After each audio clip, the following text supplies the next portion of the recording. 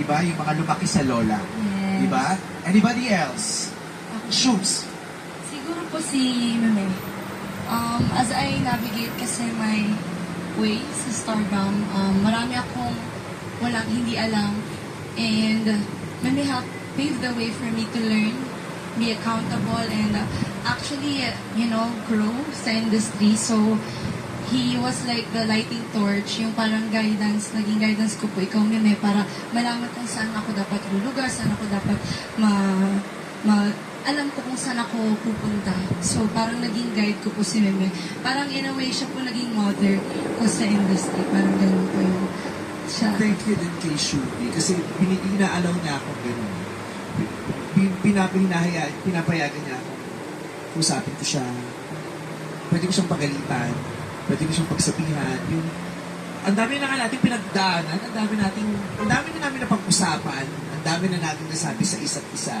Ganun kaming dalawa. Yung pag may nararamdaman kami sa isa't isa, pwede namin sabihin sa isa't isa. And pwede namin i-resolve ng tayo lang to. That takes a lot of, first, maturity. Second, love for each other. Love ko yan si Shugi. Kaya sabi ko, huwag tayong malulunod sa ingay. Kailangan tayong dalawa magkakaintindihan tayo. At nagkakaintindihan ko ng dalawa ni Shugi. Shubi, reaction to that. Love ka daw ni Vice. Hindi, parang sa kuling mother, Beto. Mom, Meme, you can call me mother. Ayun, Meme is Meme. So, I'm happy to be given this chance na breathe the same air as Meme.